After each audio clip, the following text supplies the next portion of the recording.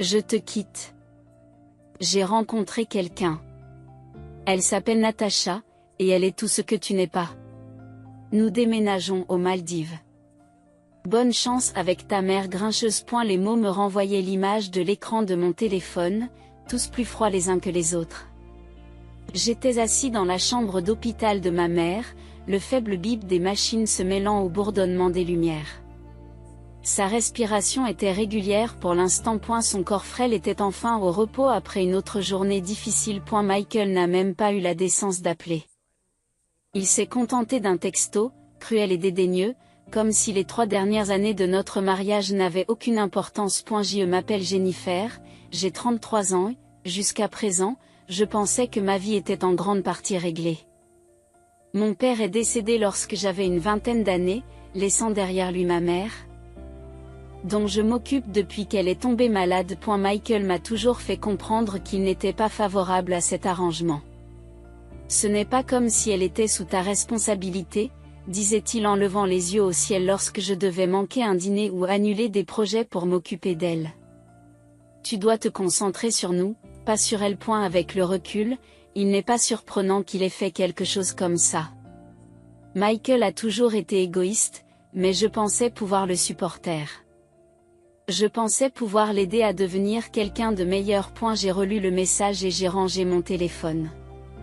Cela ne servait à rien de s'y attarder maintenant.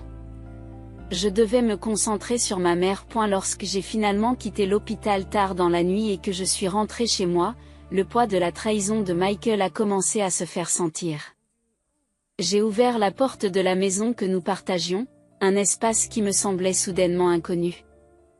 Et j'ai poussé un profond soupir. Alors que je déposais mon sac sur le canapé, quelque chose attira mon attention.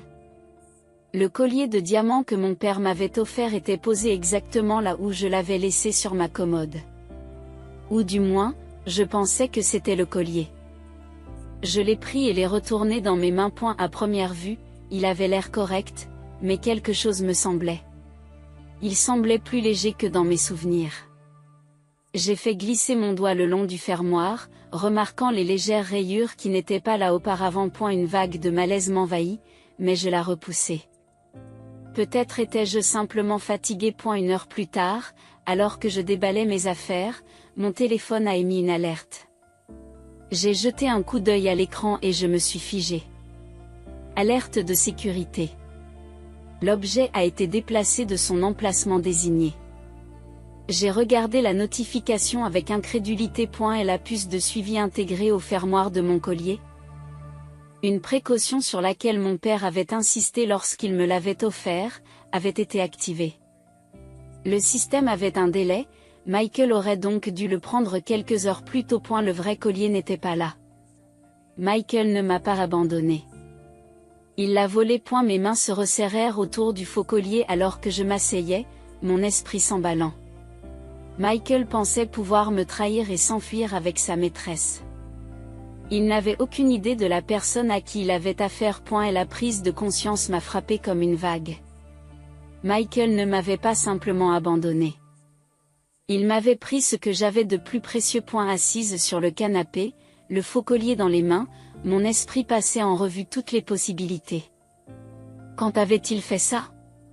Depuis combien de temps planifiait-il cela? L'idée qu'il se soit faufilé dans notre chambre à coucher et qu'il ait remplacé le collier par une contrefaçon bon marché m'a retourné l'estomac. Le collier de diamant n'était pas qu'un simple bijou. C'était le dernier cadeau de mon père, un symbole de son amour et de sa fierté. Le perdre avait été la chose la plus difficile à laquelle j'avais jamais été confronté, et ce collier était l'un des rares éléments tangibles qu'il me restait de lui. Michael le savait. Il savait ce qu'il représentait pour moi, et il l'a quand même pris. J'ai ouvert l'application de suivi liée à la puce de sécurité intégrée au collier. Le point clignotant sur la carte main indiquait exactement l'endroit où il avait été pris, dans un magasin à 3 miles de là.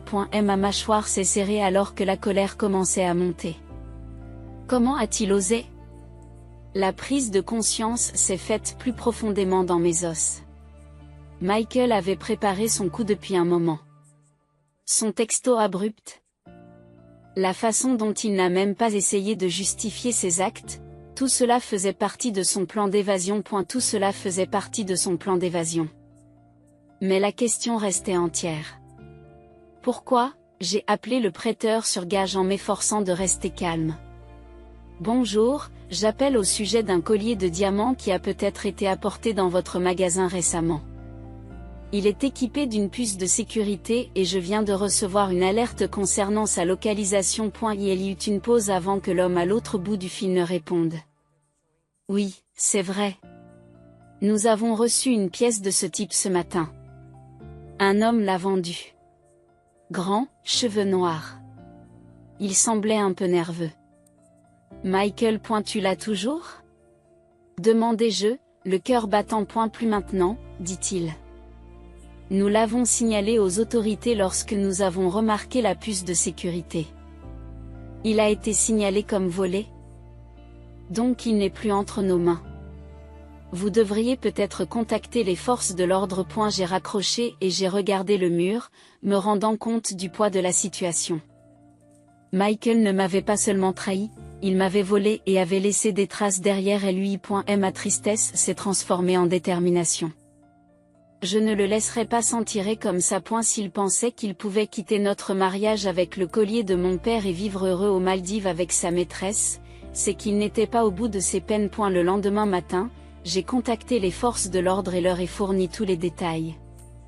Les données de la puce, le rapport du prêteur sur gage et le départ de Michael à un moment suspect ont suffi à attirer leur attention. Un enquêteur du FBI est intervenu et m'a assuré que des cas comme celui-ci n'étaient pas rares. Nous allons nous en occuper, a déclaré l'agent avec fermeté. Un objet de grande valeur comme celui-ci ne disparaîtra pas comme ça. Ces mots m'ont soulagé, mais seulement un peu.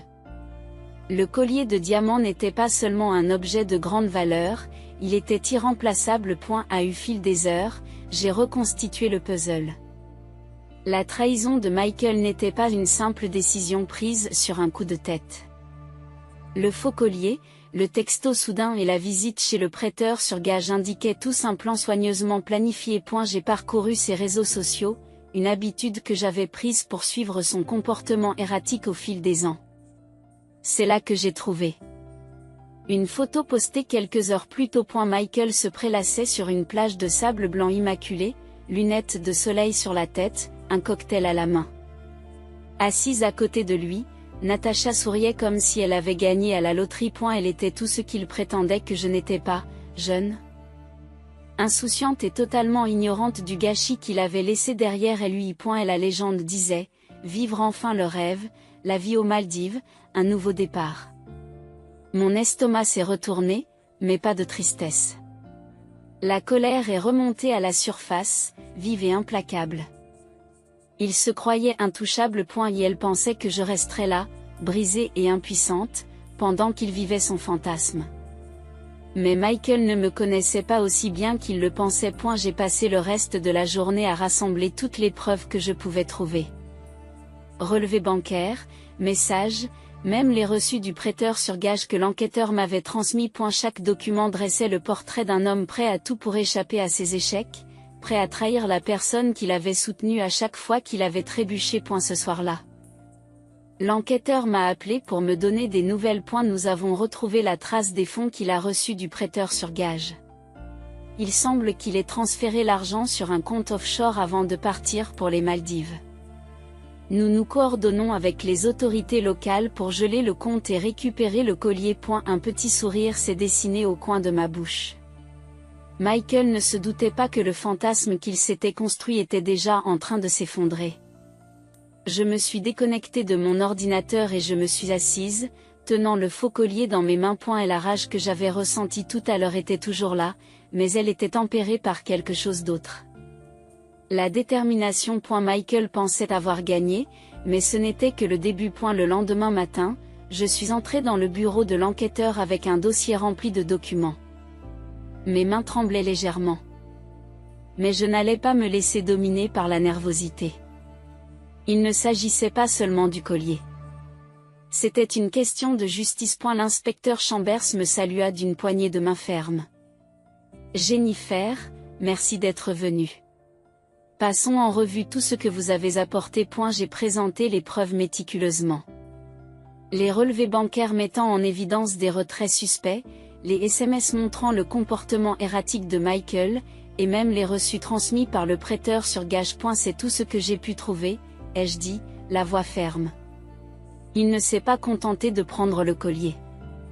Cela fait des mois qu'il fait sortir de l'argent de notre compte commun. Chambers acquiesce. Ses yeux perçants parcourant les documents. Vous avez fait beaucoup de travail pour nous. Cela nous donne un bon point de départ. Il a porté son attention sur les données de la puce de suivi que j'avais fournie plus tôt. Le signal de la puce s'est arrêté lorsque le collier est passé à la douane aux Maldives.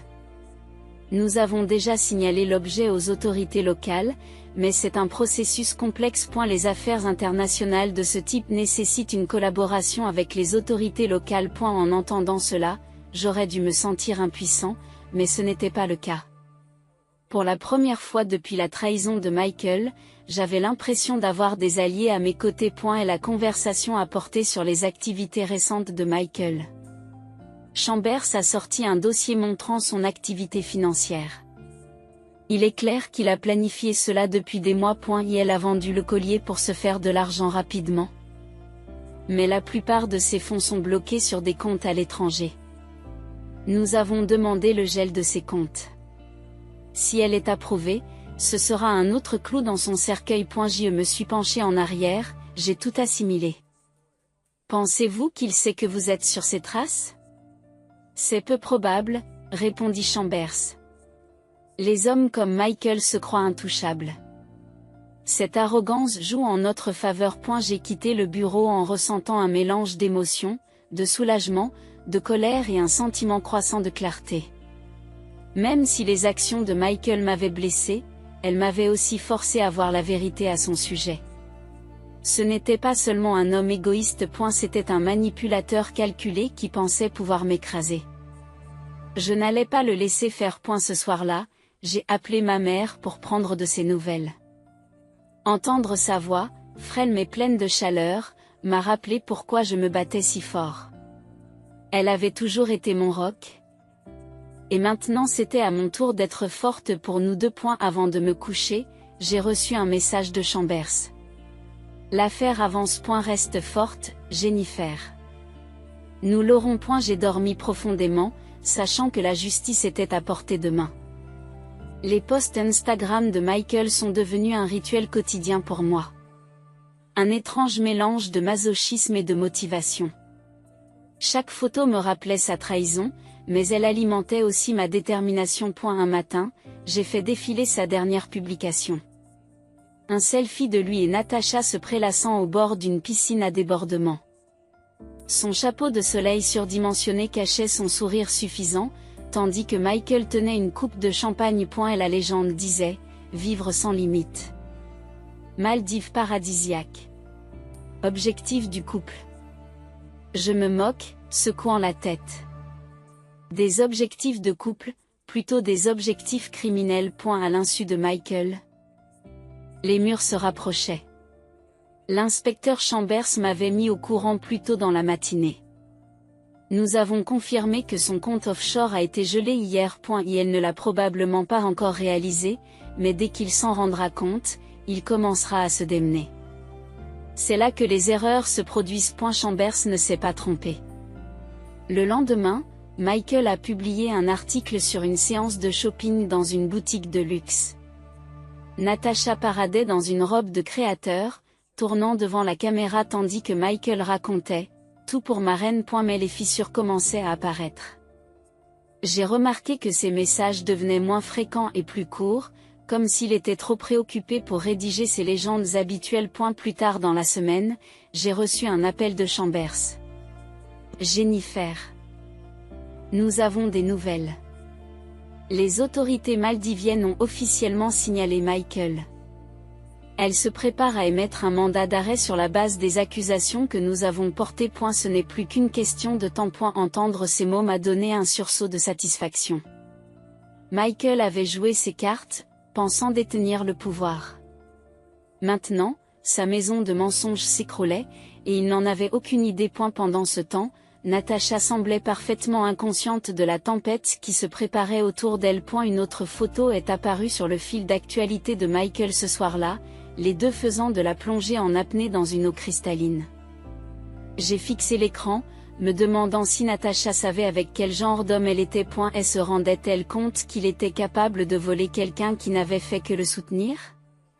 Ou bien était-elle complice de ses manigances, volontairement aveugle aux conséquences? Le lendemain, j'ai reçu un autre appel de Chambers. Cette fois, son ton était plus vif, plus urgent. Jennifer, le mandat d'arrêt a été délivré. Les autorités locales suivent les mouvements de Michael. Et si tout se passe bien, il sera en garde à vue dans les 48 heures. Je raccrochai le téléphone et m'autorisai un petit sourire. Michael était toujours en train de siroter des cocktails et de prendre des photos, totalement inconscient du fait que son petit monde parfait était sur le point d'imploser. Bientôt, il ne pourrait plus courir. Et sa vie imaginaire au paradis allait devenir le cauchemar qu'il méritait. 2 jours plus tard, j'ai reçu l'appel que j'attendais. Jennifer, nous le tenons, dit l'inspecteur Chambers, la voix remplie d'une satisfaction tranquille. Michael a été placé en détention ce matin aux Maldives. Les autorités locales l'ont intercepté dans son lieu de villégiature. J'ai été tellement soulagée que j'ai dû m'asseoir. Que va-t-il se passer maintenant? Ai-je demandé, à peine capable de contenir le mélange d'émotions qui tourbillonnait en moi. Les autorités maldiviennes le détiennent dans l'attente de son extradition, a expliqué M. Chambers. Il est également inculpé localement pour tentative de transport transfrontalier d'un objet muni d'un drapeau. Natacha n'a pas été arrêtée, mais, il hésite. Mais quoi? D'après ce que nous avons entendu, elle ne reste pas dans les parages. Il semble qu'elle n'ait pas été ravie d'apprendre que le style de vie luxueux de Michael reposait sur la fraude et le vol. Apparemment, elle a quitté le centre de villégiature peu après l'arrestation de Michael.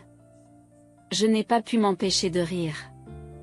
Natacha, la femme qui était censée être son échappatoire, l'avait abandonné au moment où les choses devenaient difficiles. C'était la justice poétique dans toute sa splendeur. Plus tard dans la soirée, j'ai constaté par moi-même les retombées. Les médias sociaux s'enflammaient de photos et de mises à jour. Une photo prise par un autre client de la station montrait Michael escorté par 2 officiers. Il avait les mains menottées dans le DOS.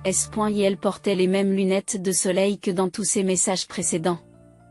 Mais son expression était tout sauf confiante. La légende disait, drame au centre de villégiature. Un homme a été arrêté pour vol.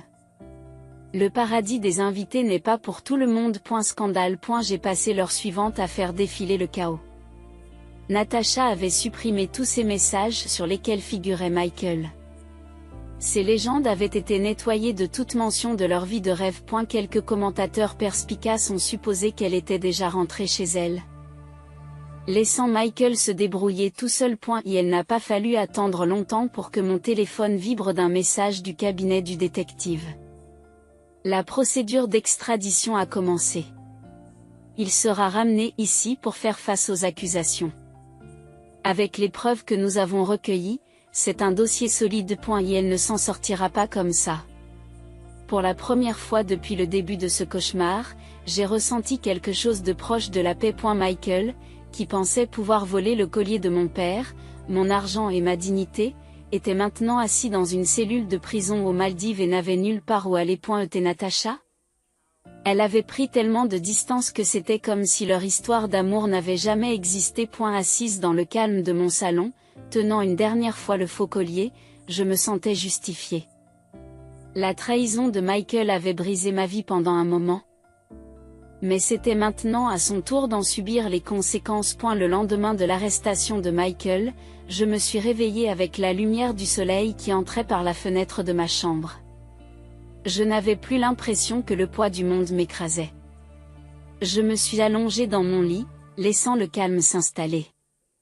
Michael n'était plus à la pointe pour une fois, cette pensée ne me faisait pas mal. C'était libérateur. Et la première chose que j'ai faite a été de rendre visite à ma mère.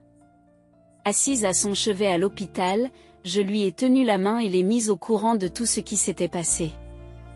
Il a enfin ce qu'il mérite, lui ai-je dit doucement. Ma mère, fragile mais toujours vive, m'a serré la main faiblement. Tu es plus forte que tu ne le penses, Jennifer. Je l'ai toujours su. Ces mots me sont restés en tête longtemps après mon départ. J'ai réalisé qu'en dépit du chagrin d'amour et de la trahison, j'avais tenu bon. Je n'ai pas laissé les actions de Michael me détruire.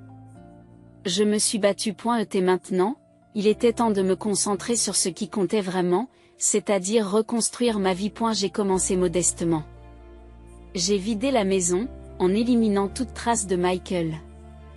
Ses vêtements, son eau de Cologne, même les souvenirs de mauvais goût qu'il insistait pour garder. Ils ont tous été mis dans des sacs poubelles. À chaque objet jeté, je me sentais un peu plus légère, comme si je récupérais mon espace, ma santé mentale et mon identité. J'ai également passé plus de temps avec ma mère, organisant ses soins médicaux et m'assurant qu'elle avait tout ce dont elle avait besoin. Son sourire, bien que faible, m'a rappelé pourquoi je m'étais tant battue au départ. L'étape suivante était ma carrière. Michael avait épuisé une partie de nos finances, mais je ne partais pas de zéro. Mes économies, combinées aux fonds que j'ai réussi à récupérer, m'ont donné une base. J'ai contacté mon ancienne patronne, Hélène, qui m'avait toujours soutenue et avait cru en moi. Lorsque j'ai expliqué ma situation, Hélène n'a pas hésité. Revenez dès que vous serez prêt, m'a-t-elle dit. Votre présence dans l'équipe nous a manqué. Ces mots ont été une bouée de sauvetage. En l'espace de quelques semaines, j'ai repris le travail, me plongeant dans des projets qui ont ravivé ma passion. Les routines familières m'ont aidé à retrouver un sentiment de stabilité, mais cette fois, j'ai fixé des limites claires. Plus question de travailler tard dans la nuit pour apaiser Michael. Mon temps m'appartenait et je ne le donnais plus. J'ai également repris contact avec des amis dont je m'étais éloignée pendant mon mariage. Autour d'un café et de longues conversations, j'ai réalisé à quel point ces relations m'avaient manqué. Elles me rappelaient la personne que j'étais avant Michael, quelqu'un d'indépendant, de motivé et de plein de vie. Tous les soirs, je tenais un journal, réfléchissant à mon parcours. Les entrées n'étaient pas toujours positives. Il y avait encore des moments de colère et de tristesse, mais ils étaient honnêtes. L'écriture m'aidait à digérer tout ce que j'avais enduré et me rappelait la force que j'avais trouvée en moi. Un soir, alors que je feuilletais de vieilles photos, je suis tombée sur une photo de mon père. Il souriait à l'appareil photo, la lumière du soleil accrochant le collier qui reposait désormais en toute sécurité dans ma boîte à bijoux. J'ai réussi, papa. Murmurai-je en serrant la photo contre moi. Je ne l'ai pas laissé gagner. Le lendemain, je me suis promis de ne plus vivre dans le passé. Le chapitre de la vie de Michael était terminé. Maintenant, il était temps de se concentrer sur moi, sur ma mère et sur l'avenir qui nous attendait. C'est par une soirée calme que j'ai reçu le message. Au début, je n'ai pas reconnu le numéro. Le texte disait « Jennifer ». C'est Natacha. Je sais que je suis la dernière personne dont tu veux entendre parler, mais il faut que je te dise quelque chose. Appelle-moi, s'il te plaît. J'ai fixé l'écran, ma première réaction étant un mélange de colère et d'incrédulité. Natacha, la femme qui avait aidé Michael à briser ma vie, me tendait la main. Le nerf. Je me suis demandé si je n'allais pas l'ignorer, mais la curiosité a pris le dessus. En respirant profondément, j'ai composé le numéro. Elle a répondu presque immédiatement. Sa voix tremblait. Jennifer, merci d'avoir appelé. Je suis vraiment désolée pour tout, commença Natacha. Ces mots se chevauchent. Je ne savais pas. Je ne savais pas ce que Michael avait fait. Je n'ai pas répondu tout de suite, laissant le silence s'étirer juste assez longtemps pour la mettre mal à l'aise. Qu'est-ce que tu veux, Natacha ? Elle soupira, et j'entendis quelque chose qui ressemblait à un véritable regret. Quand j'ai rencontré Michael, il m'a dit que c'était toi qui voulais divorcer, que tu étais autoritaire, que tu donnais la priorité à ta mère plutôt qu'à lui, et que tu étais émotionnellement froide. J'ai serré la mâchoire, la vieille colère familière remontant à la surface. Vous l'avez cru ? Je l'ai cru, a-t-elle admis. Au début, oui. Mais ces dernières semaines, j'ai commencé à remarquer des incohérences. Il a menti sur tant de choses, Jennifer, sur ses finances, sur la raison pour laquelle il t'a quitté, et même sur la façon dont il a obtenu le collier. Quand j'ai appris qu'il avait été volé, je n'ai plus pu le regarder de la même façon. Il y a eu une pause, puis elle a ajouté. Je l'ai quitté le jour où il a été arrêté. J'ai pris l'avion pour rentrer chez moi et depuis, j'essaie de donner un sens à tout ce qui s'est passé. J'ai pensé que tu méritais de savoir. J'y laisse échapper un rire amer. Et qu'attends-tu de moi? Du pardon? De la sympathie, non. Dit Natacha rapidement. Je ne mérite pas cela. Je voulais juste m'excuser. Et te dire que Michael ne t'a pas seulement blessé. Il m'a blessé aussi, d'une manière dont je ne me suis rendu compte que trop tard. C'est un manipulateur hors pair. Ces mots étaient suspendus dans l'air, et pendant un moment, j'ai réfléchi à leur poids. Je ne lui faisais pas confiance. Pas complètement. Mais je pouvais voir les fissures dans sa confiance. Michael s'était servi d'elle, tout comme il s'était servi de moi. J'apprécie les excuses, dis-je finalement, sur un ton courtois mais civilisé. Mais cela ne change rien. J'ai tourné la page sur Michael, et je te suggère d'en faire autant. Natacha laissa échapper un souffle tremblant. Je le ferai. Merci de m'avoir écouté. Lorsque l'appel s'est terminé, je suis restée assise en silence, fixant mon téléphone. Une partie de moi se sentait validée. Les mensonges de Michael l'avaient rattrapé de toutes les manières possibles. Mais je n'allais pas m'attarder sur les paroles de Natacha ou sur ses remords. Il ne s'agissait plus d'elle ou de Michael. Il s'agissait pour moi de reprendre ma vie en main. Je me suis levée et j'ai rangé mon téléphone, me concentrant plutôt sur l'avenir que j'étais en train de construire. La trahison de Michael m'avait autrefois consumée, mais maintenant, ce n'était rien de plus qu'un chapitre que j'avais déjà fermé. L'appel est arrivé par un mardi matin frais.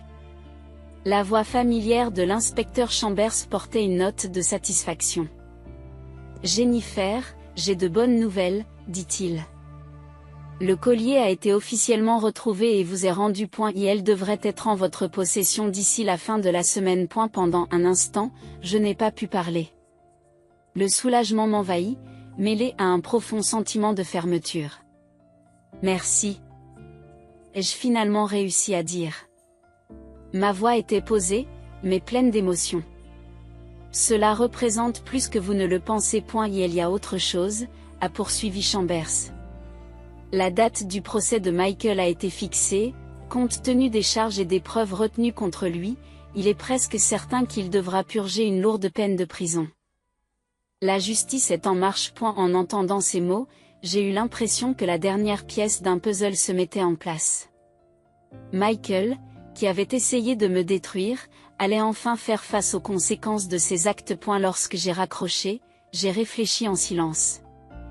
Le collier de mon père, le seul lien tangible avec son amour et sa force, revenait à la maison. Le vol de Michael avait été une tentative désespérée d'effacer mon sentiment de stabilité, mais il n'avait fait que prouver à quel point j'étais résiliente. En regardant par la fenêtre, j'ai ressenti un élan de fierté. J'avais fait face à la trahison.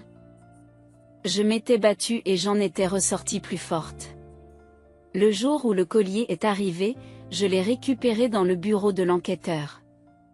En le tenant dans mes mains, j'ai ressenti un immense sentiment de paix. Il brillait autant que le jour où mon père me l'avait offert. Ce n'était pas seulement un bijou. C'était un symbole de résilience, d'amour et de tout ce que j'avais surmonté. Ce soir-là, je me suis assise avec ma mère dans sa chambre d'hôpital, le collier autour du cou. Ses yeux se sont illuminés lorsqu'elle l'a vu, un rare moment de clarté brisant sa fatigue habituelle. C'est magnifique, a-t-elle dit doucement, sa voix dépassant à peine un murmure. C'est chez moi, ai-je répondu en lui prenant la main.